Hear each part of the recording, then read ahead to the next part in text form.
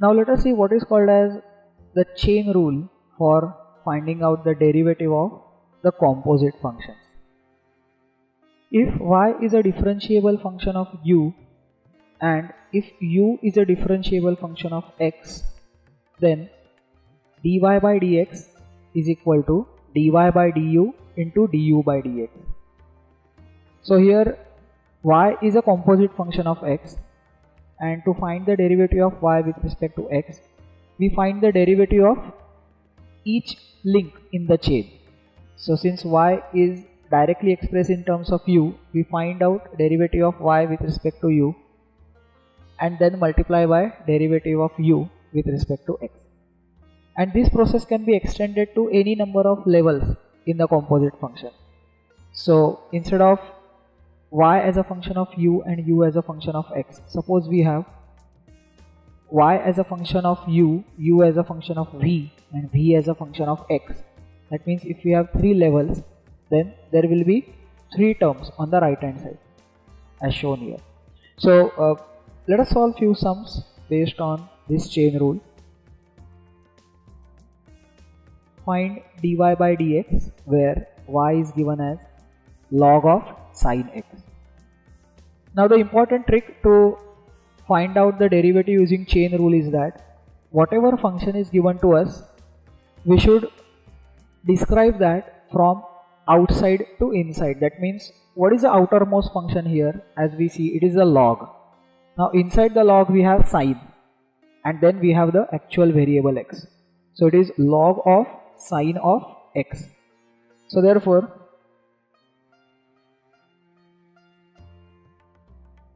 to find out dy by dx, see what we do basically is that let us consider this entire sin x as say u. Okay, so if we consider u as sin x, what we get is y is equal to log of u, isn't it? So therefore dy by du gives us derivative of log u with respect to u, which is nothing but 1 upon u, as we know from the standard table. Correct? So therefore dy by du is 1 upon u.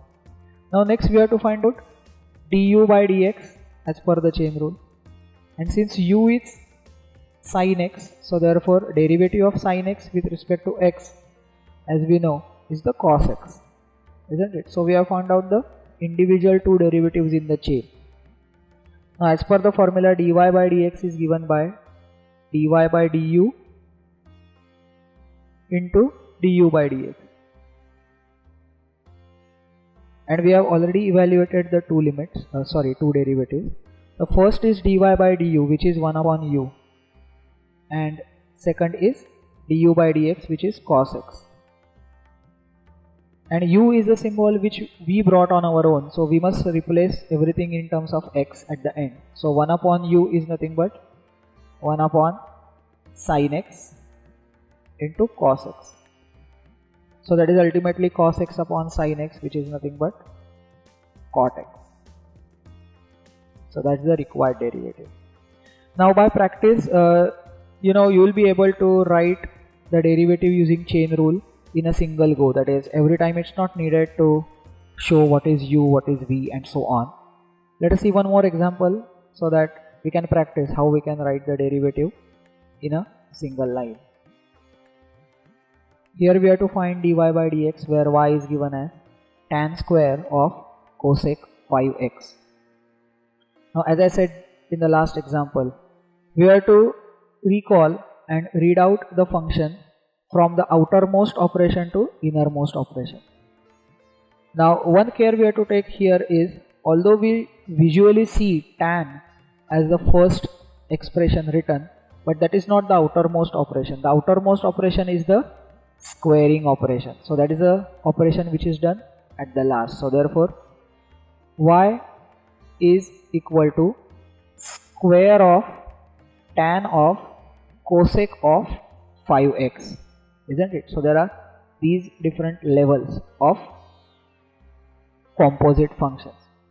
So therefore to get the derivative of y, if we look at the outermost operation, which is the square operation, Okay, so we have something square. Now if it were x, then the derivative of that would have been 2 into x, isn't it?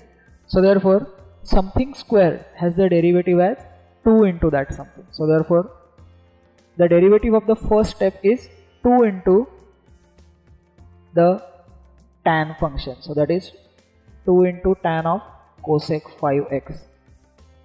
Now next is we drop the outermost operation, that is we drop the square. So what remains is tan of cosec 5x. So now here we have the function of the form tan of something. Now we know that the derivative of tan is nothing but sec square. Okay, so therefore we multiply by the next derivative, that is derivative of tan of cosec 5x, which turns out to be sec square of cosec 5x. Now moving ahead, we have not yet reached the variable x, isn't it? So now we drop the tan function also, and inside we have now the cosec function. Now if we recollect, the derivative of cosec of something is minus cosec into cot, correct, using the standard derivative. So therefore here also we have to keep further multiplying by derivative of cosec 5x will be equal to minus cosec 5x into cot 5x, and even when we drop cosec x we are left with 5x. So we have to multiply with the derivative of 5x, which is nothing but simply 5, because we know that 5 is the real constant, so that will come out in the multiplier, and derivative of x is nothing but equal to 1. So therefore in this way, we have used the chain rule in a single line. So we can of course simplify this further, that is 2 multiplied by 5 gives us 10, and we have the minus sign, so that gives us minus 10. Then we write the functions as they are, that is tan of cosec 5x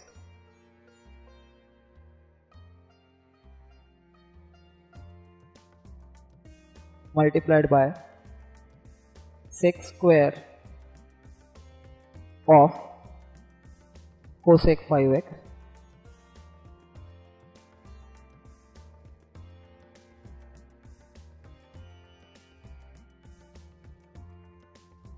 multiplied by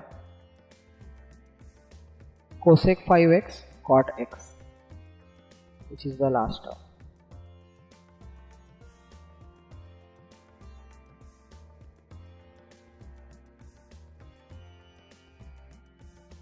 So this is how we use the chain rule. Just to repeat, while we solve the example based on finding out the derivative of a composite function using chain rule, we have to clearly identify which is the outermost operation, then the next inner operation, and next inner operation, and so on, and write down the derivatives of all those functions in successive manner.